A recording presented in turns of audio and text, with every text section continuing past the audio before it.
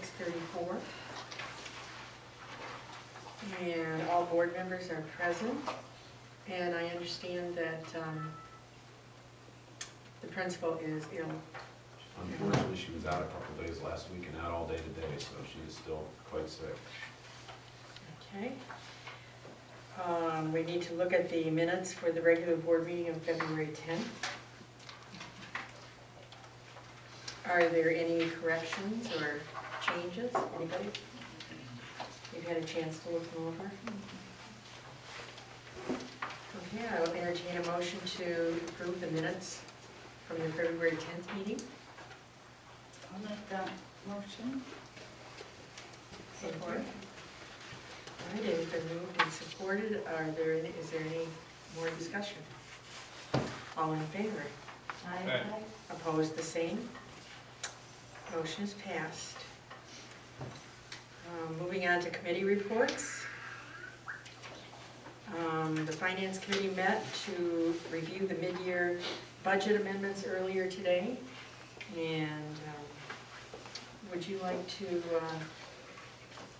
summarize what we talked about, Mr.? Sure, well, we can go over it now. I think in your packet you have, it's not the first thing behind the agenda, I think it's the next. We have the mid-year budget amendment sheet. There's 3 sheets actually. And what we talked about was the fact that as we looked at this year rolling forward, we were $56,000 basically off on our budget projection. And $56,000, as I summarized, let's see here, I think I provided an overview sheet which may help better explain the numbers. If you wouldn't mind passing this down. 56,000 is comprised of, 33,000 of it was federal and state special ed funds coming in lower than we were originally projecting based on the reimbursable formula and our staffing model. It's also connected to the number of special ed identified students we have in the district. So that formula left us $18,000 and then $15,000 respectively in the hole. So 33 of that 56 is special ed funding decreases. And then the other increases are a combination of some definitely much needed staffing adjustments we made either very early in the year or even mid-year. And I've summarized those kind of in the middle of the sheet. One was an additional part-time aide for elementary K-1, and we added that after the year started. I think Ms. Yeomans is in there an hour and a half, maybe 2 hours a day. And the numbers certainly justified that, and by all accounts, I know I've been in the room, many of you have been in the room, they're doing great things. Extra section of online class supervision for Ms. Simon, our new math teacher. We do have quite a few kids taking online classes, and that was a natural fit. She's doing a great job in there. An additional hour for guidance counselor secretary coverage. Ms. Noms is doing a lot of great things down in guidance and asked for some additional help. And so we were able to increase from what was originally a part-time, like 0.8 position for Ms. Levanway back to a full day. And that decision was made right at the start of the year, but after June. One additional aide to assist middle school after-school program. I believe there's a part-timer in helping Ms. Fernandez and Ms. Sands. Lastly, in order to remain in compliance with DOT regs, as we realized we had 14 preschool kids on one of our 3 buses. 14 little ones, ages 3 and 4, are all strapped into the booster seats. And if you have over 8 kids, you have to have a second adult in the bus to help strap and unstrap the little ones at each bus stop. The driver has also reported that it's cut nearly 25 minutes off his route every day because he used to have to do that, or would have to do that if we didn't have a second adult in there. So Susan Variet, who works in the preschool, is riding 3 days a week for the extra hour and a half. So that's 4.5 hours of additional compensation for her. We don't need it on Monday and Friday because one or the other program is not in session because both the Head Start and the preschool run 4 days a week. So the 3 days that are the overlap heavy load days are Tuesday, Wednesday, Thursday. So that in essence summarizes our increases. And the last piece of that we'll get into in the closed session. As you look back to the sheet on the very bottom right of the summary sheet here, you see the 67,697. That is the figure we're looking at. It's the 56,000 plus some ancillary costs. When I was a little unhappy at that projection coming in that much off, so I wanted to figure out how much off that was. I called Jeff Krause at the ISD and said, what is a home run, or what is a quality budget projection, and where does it get a little bit off the tracks? And he said, well, obviously, if you were to hit the mark right on the penny, then that would be the home run. But the rule of thumb is if you're within 2% of your projection, of your projected budget, you're doing fine. He said that's a good projection. So that amount is 1.4% of our projected budget that we worked on last June. So we missed by 1.4%. So we're well under the 2, but it didn't really make me that much happier. It would have been nice to have missed by 1.4 in the positive direction, but I think you can see, the things we were looking at were pretty instrumental in helping us be as successful as we have this year. Because I like looking at scribble. On the second page, it's exactly the same page as the first page, but it's got my notes on it. What I've done is broken down for you what the fund balance is, how you figure out what percent it is, and then what it would be depending on which direction the board is interested in going to address this shortfall. So if you look at 253,003 and divide that into 3,885,702, that's the 6.5% fund balance, and that's where we started the year. If you subtract the 67,000 shortfall from that figure, you're down at 185. Divide that in to the amended budget, you're at 4.76. So that happens automatically if the board takes no action other than amending the budget. That happens automatically, meaning that 67 comes out of the general fund. Now, two things happen. Number one, you've taken it out of the general fund rather than considering other sources. And number two, you've dropped below the 5%, which is now both the MASB, MASA, and the governor and the state superintendent's red line saying you become a district to watch as they look at districts that drop below 5%. My second option, if you subtracted the 67,000 from capital projects number 2, you preserve the fund balance at 6.5%. You handle the shortfall, and you leave your capital 2 with $6,300. While that's not a lot of money, you don't touch your fund balance doing it that way. Now, if you choose option 2, it does require a board motion. I don't have that motion in tonight's packet because I wanted to bring the information from the Board Finance Committee to the board and show you, show you the shortfall, and then allow you to, as a board, discuss which direction makes the most sense. If you're selecting option 2, that's my recommendation to preserve the fund balance above the 5% line. Then in the next board meeting, whether it's later this month or in April, we can have an action item to move that amount from capital 2. Capital 3, we are preserving money in that account for the remainder of the new bus lease, and then the purchase at the end of the 3 years of the remainder of the bus note, which is $42,000. So while you would have some additional money in capital 3 if you wanted to move some from there, I think as you look at capital 2, which is your technology pot of money, and then as we as a district begin to discuss the fact that we are debt-free right now, and what are our needs in the area of technology, in the area of building and site security, at that time we may as a district begin the discussion about a bond. That's an ideal topic for a bond. So then the trade-off here is with this Projects 2 fund, we would never have that opportunity to recoup it without a bond, but the other one, we have some opportunity because that's general fund.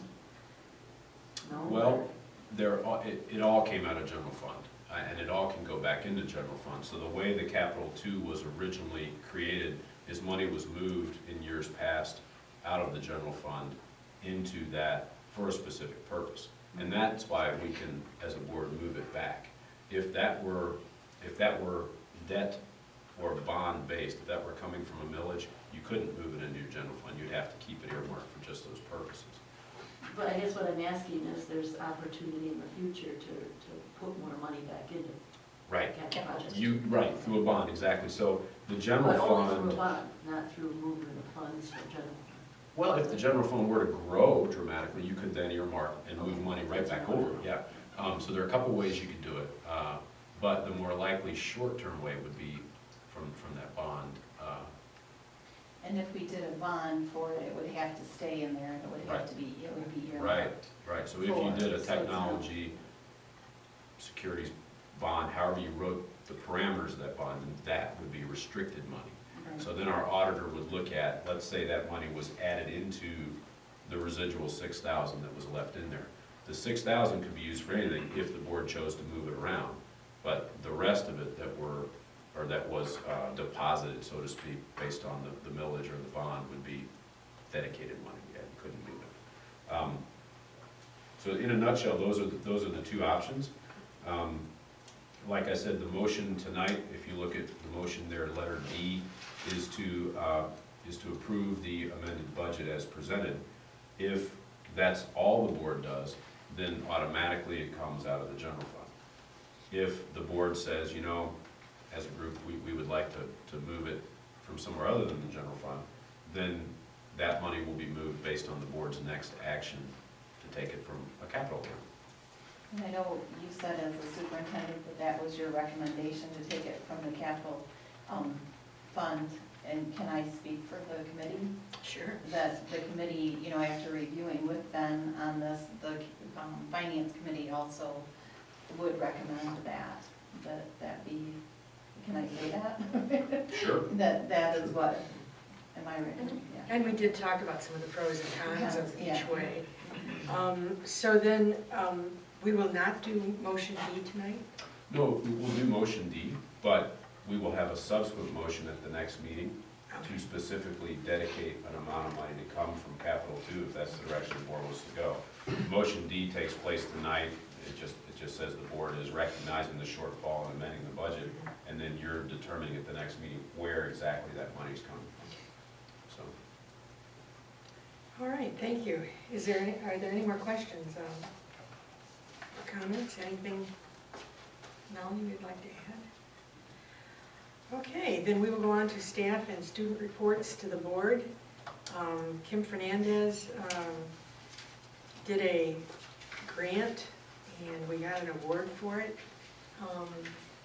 and I know Kim's not here. I invited Kim and Lisa. Lisa was she was sick all weekend and said she was still not well and probably couldn't come. And but I did include a copy of the grant in your board packet that Kim worked so hard on. And so I did want to take an opportunity, especially without her being here, to just publicly thank Kim Fernandez for all her work reinvigorating this grant and succeeding in receiving this grant. So by succeeding, you see the letter here from the tribe, and on the back is the photocopy of the check. We dedicated some of Steve's in-kind support to help implement this grant, but the grant was awarded in full. The amount requested was $9,834, and that will allow the district, working with Kim, to purchase 22 iPads for her class and her kids. And in addition to that, she has 2 classrooms. She works out of the French room, and then she works out of the special ed classroom.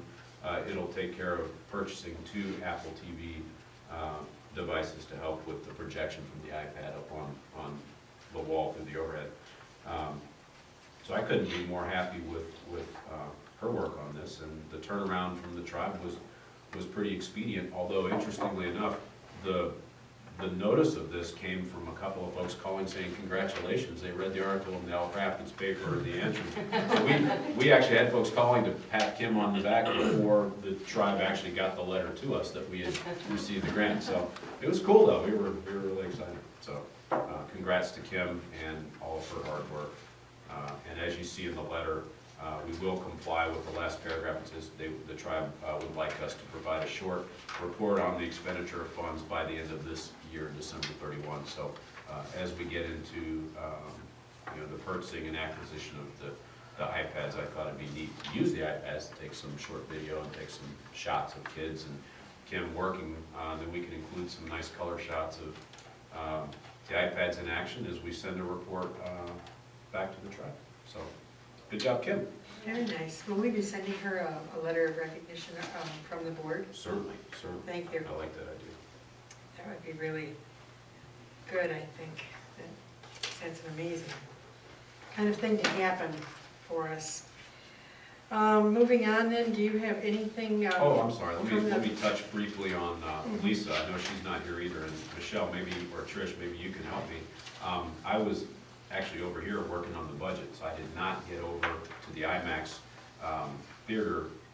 Gregg, I know you were there for the evening event, and during the day classes were taking advantage of it. From what I heard, it was phenomenal, but I wasn't there, so I don't want to speak to it. Gregg or Michelle or Trish, can you kind of tell us how that went? It was fun. It was exciting. The kids really loved it. They were like, "This is like a movie theater." They were just so excited. So we each got a chance to take our classes in one by one during the day and have a half-hour movie. And we got to choose the movie that we wanted for that. And then in the evening, they came back with parents, and I had half of my class, which was great turnout, and lots of parents, and there was lots of popcorn everywhere. Not just for my kids, but from everybody. So, but really the kids had a blast. I mean, it was well attended, lots of excitement, lots of, kids talking about it the next day and everything. So, yeah, it was good. Yeah, we, watched ours. We did the Butter Battle book was with the 5th graders. Some of the other classes did that too. And we were able to open that up and have some discussion when we got back about elements of the story, and that particular one, there's some other kind of political things that, we talked about the time period and when that was published, and so it made for some interesting discussion. Where did the financing come from for this? PTO. The PTO paid for it. Did they? Will they be doing it again, do you think? It seems like it was real successful. We haven't talked about it yet, but we do have a meeting tomorrow. Hint, hint. But I've only heard good things from parents, but I don't. Sounds Can like a really. Can I add too that Lisa shared with the staff, the people who came sent you got that up.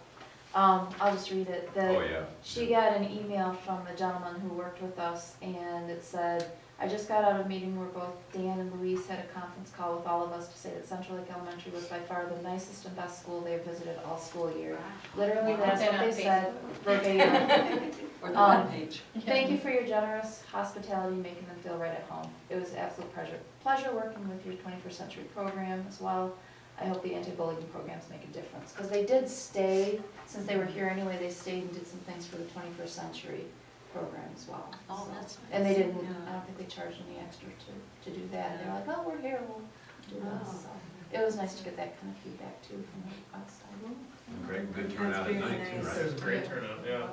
I saw you popping up some pictures on Twitter. Oh, yeah. Looked like everybody's having a good time, so. One thing I'd like to add too is I felt like the kids really enjoyed the fact that it was a book come to life, I mean, we could show a video on a TV in our room of a story that came from a book, but it really helped them connect to the excitement of what a book could bring to your life.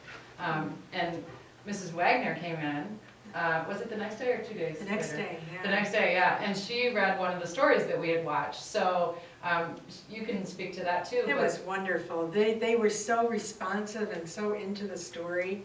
I read Green Eggs and Ham, and it's based on rhymes, and they could do all the rhyming, and they were just excited. It was fun. What grade And did you then go to?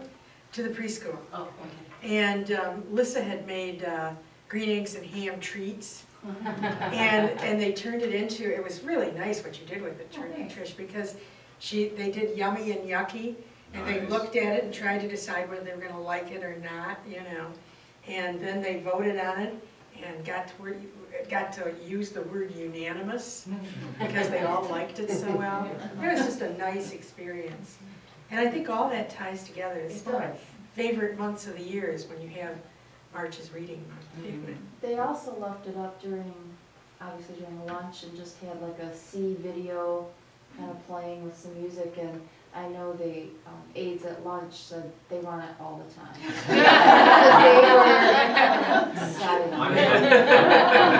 I'm glad you mentioned that. Lisa actually emailed me separately about that until you just said it, I'd forgotten. But she said, you know, could we do this? There's great things, streaming videos that are science-based or otherwise through Discovery Ed that would be educationally appropriate and tailored to that age group. And she said it was phenomenal how folks were just fixated and completely quiet during lunch. It was novel, I mean, Yeah. they probably wouldn't do that, Yeah, but I mean, they you're right, were, the novelty factor would wear off. and they were down one person that Yeah. day too, so they were very Oh, appreciative. that's good. That's good. Well, it sounds like it was a total success. And you put an entertaining video in it that has subliminal signs. I like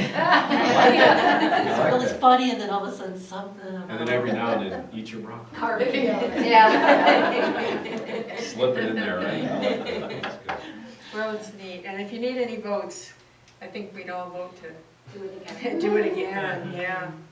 It'll depend on the funding of the upcoming protest band. There you go. When is that, by the way, since you're mentioning it? Do you, April 12th. When, upcoming one? It's our the PTO's 5K. Oh, 5K. so, thank you. Principal's report, do we have anything that we'd like to add there? I'm sure she would have expounded maybe a little more than I just did on the IMAX or the other things, but I think we pretty well covered it, Good. so. Did she Had provide a testing. handout or no? No, she didn't. I emailed her earlier and did not get a response, so I don't know if she's down and out. So I'm sure she'll forward one, if she has it ready, you know, maybe tomorrow. She probably would have mentioned the testing that the juniors went through. And I've got that in my report. Yep. Yeah, oh, Yep. okay. Okay. Moving on to the review of the expenditure log and the approval of the February bills. Has everyone had an opportunity to take a look at those? Any questions or comments? Then I will consider a motion to approve the February bills as presented. So moved. Was that Greg? Gregg, Okay. support? I will. No, thank you. All those in favor? Aye. Opposed, the same? Motion is carried. And moving on to one of my favorite parts, guests and public comment. First of all, I want to tell you we appreciate you being here. And do you have anything you'd like to ask or say? All right. Well then, thank you very much. That's why I like it so much, right? Yeah, well, no, I really liked it when we had a lot of people here. It was exciting. It was exciting and interesting, and we got a lot of good input, so. You're It talking was about the nice. last meeting?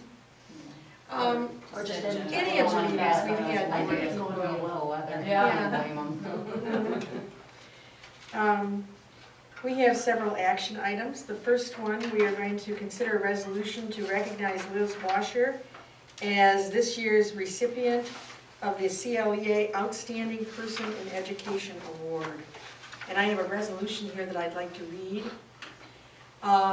This is from the Michigan Education Association, and it says, whereas Elizabeth Washer has been selected by the MEA members at Central Lake Public School District as the 2014 Outstanding Person in Education, and whereas Elizabeth Washer has given excellent commitment and has displayed high professional ability and leadership to the cause of public education, and whereas Elizabeth Washer is an example of excellence in education for present and future generations, be it hereby resolved that we, the members of the Central Lake Public School District Board of Education, do hereby proudly recognize the MEA Outstanding Person in Education, Elizabeth Washer.